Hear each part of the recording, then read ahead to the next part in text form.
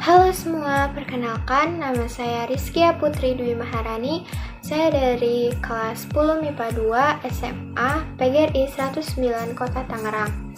Di video ini saya akan menjelaskan sedikit materi tentang asal-usul nenek moyang mata pelajaran sejarah Indonesia. Yang pertama, saya akan menjelaskan sedikit tentang teori menurut para ahli. Yang pertama itu ada menurut Prof. Dr. Kern, yaitu ilmuwan asal Belanda yang menyampaikan bahwa bangsa Indonesia itu berasal dari Asia. Kern berpendapat bahwa bahasa-bahasa yang digunakan di Kepulauan Indonesia itu memiliki akar bahasa yang sama, yaitu bahasa Austronesia.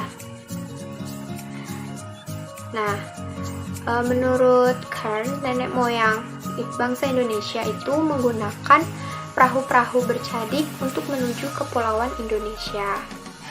Nah, pendapat Kern ini didukung oleh adanya nama dan bahasa yang dipergunakan di daerah Champa dengan Indonesia.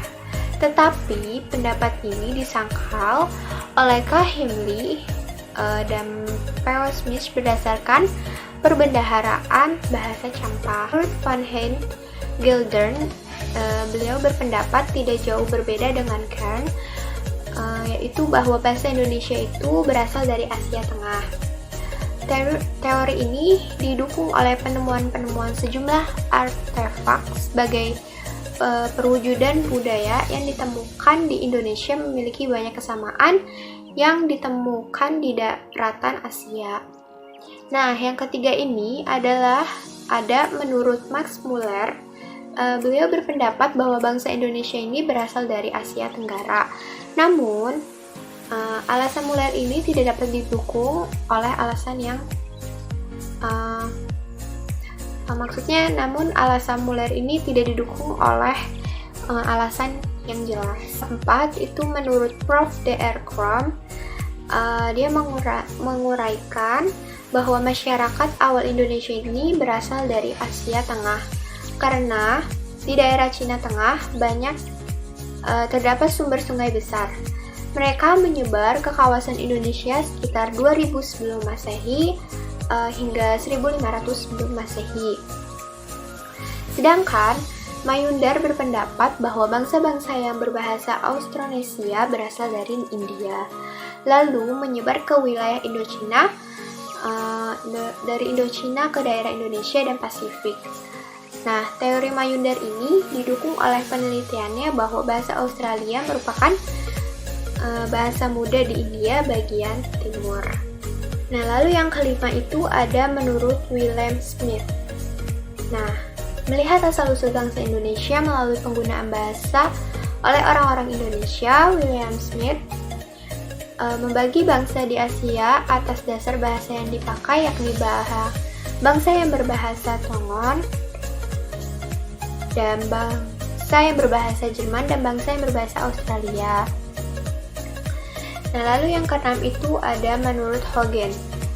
Nah, beliau menyatakan bahwa bangsa yang mendiami daerah pasir Melayu berasal dari Sumatera.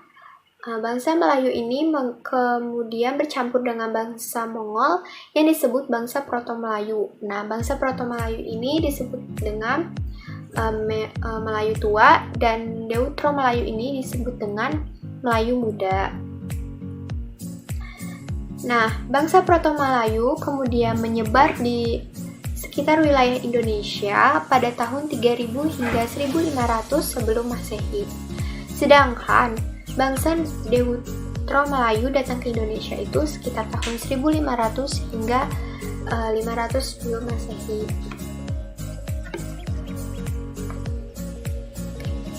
Yang ketujuh itu menurut D.R.S. Mohkali, dia menyatakan bahwa bangsa Indonesia ini berasal dari daerah Yunan, Cina.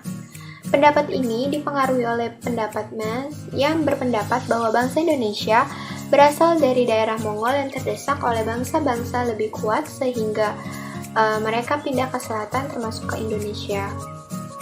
Nah, Moal ini mengemukakan bahwa leluhur orang Indonesia ini berasal dari hulu-hulu sungai besar yang terletak di daratan Asia dan mereka berdatangan secara bergelombang. Nah, gelombang pertama ini berlangsung dari 3000 hingga 1500 sebelum Masehi, yaitu Proto Melayu tadi, dan gelombang kedua ini terjadi pada 1500 hingga 500 sebelum Masehi, yaitu Deutero Melayu. Nah, ciri-ciri gelombang pertama ini ialah kebudayaan Neolitikum dengan jenis perahu bercadik satu, sedangkan gelombang kedua ini menggunakan perahu bercadik dua.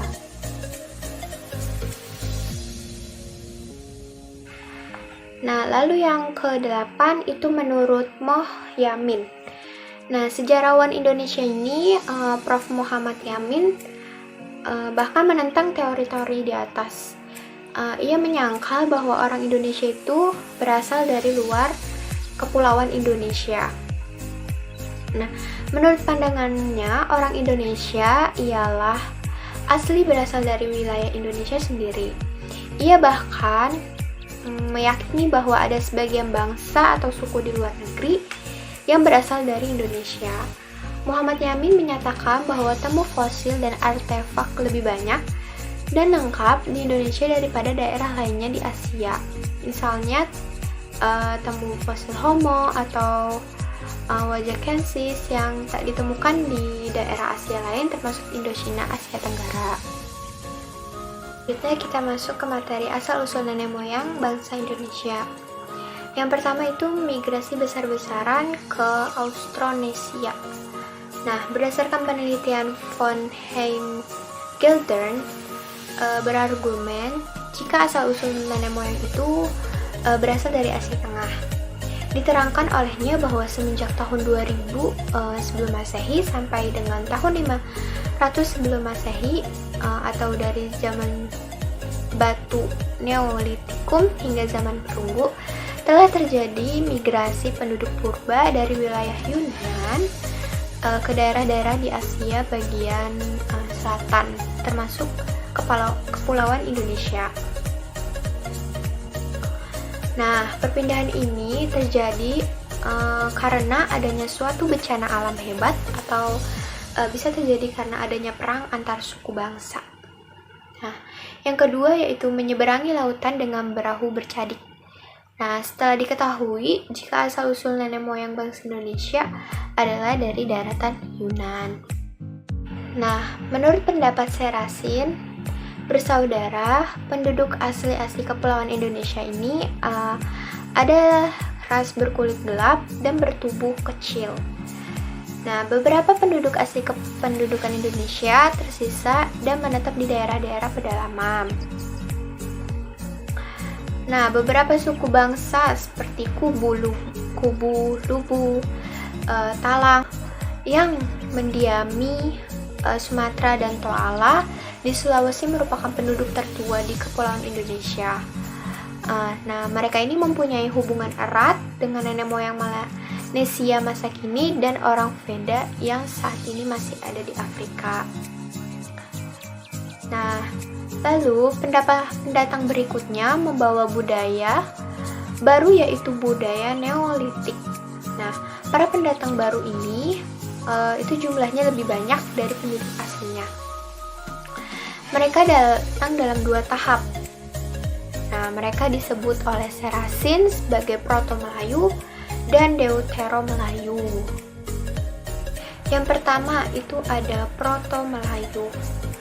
Nah, Proto Melayu ini diyakini sebagai nenek moyang orang Melayu Polinesia yang tersebar di Madagaskar sampai pulau paling timur di Pasifik. Nah, mereka ini ras Melayu ini memiliki ciri-ciri, yaitu yang pertama rambutnya lurus, lalu kulitnya sawo matang, lalu matanya sipit. Nah, dari Cina bagian selatan atau Yunan, mereka berimigrasi ke Indonesia ini ke Indonesia dan Siam, kemudian ke Kepulauan Indonesia. Mereka ini juga memiliki kebudayaan bangsa, yaitu yang pertama ada kebudayaannya batu muda Neolitikum.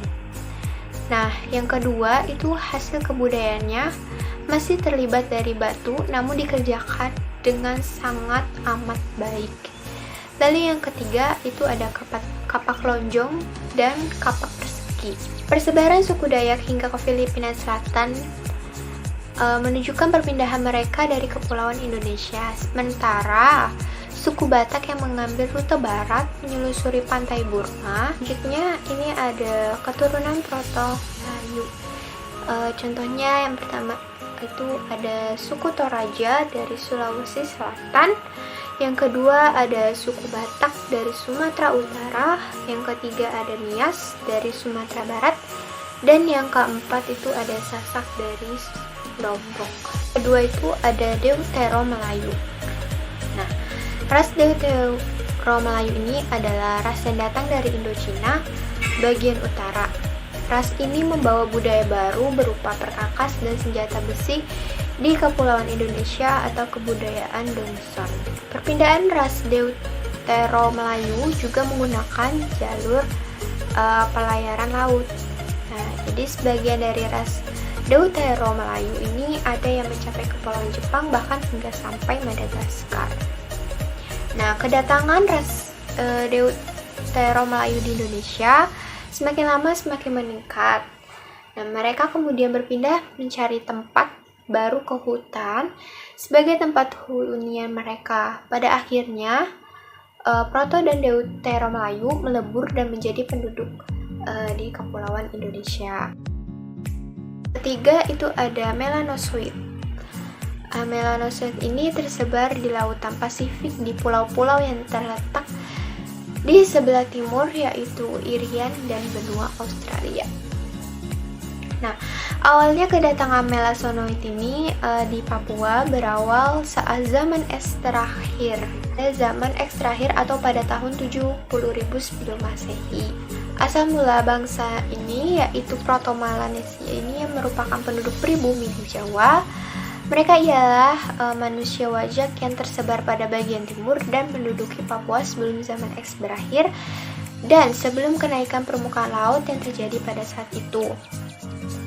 Nah, pada saat itu kepulauan Indonesia ini belum berpenghuni. Ketika suhu turun hingga kedinginan maksimal dan air laut itu menjadi beku, sehingga permukaan laut itu menjadi lebih rendah 100 meter dibanding permukaan saat ini. Nah, pada saat itu muncullah pulau-pulau baru yang memudahkan makhluk hidup berpindah tempat, misal dari Asia menuju kawasan Oseania. Nah, yang terakhir ini ada Negrito dan Wedit. Nah, kelompok Wedit ini terdiri oleh orang-orang yang kepala mesocepal dan letak mata yang dalam sehingga nampak seperti berang.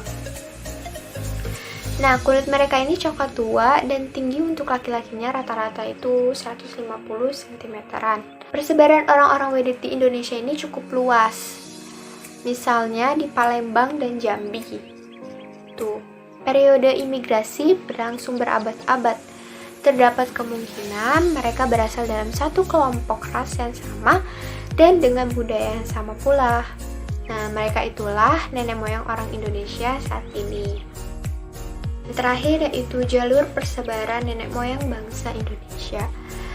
Nah, yang garis merah ini itu adalah Proto-Melayu dan yang garis hitam itu adalah Deutero Melayu. Nah, Proto-Melayu ini atau Melayu tua, yang pertama itu jalur selatan, itu mereka melalui Thailand, Selat Malaka, terus baru masuk ke Indonesia. Kalau melewati jalur timur itu melalui Vietnam, Taiwan, Filipina, lalu masuk ke Indonesia. Nah, lalu yang garis hitam ini itu Deutero Melayu atau Melayu Muda. Nah, mereka ini melalui Semenanjung Melayu, Sumatera, dan menyeberangi wilayah Indonesia yang lainnya.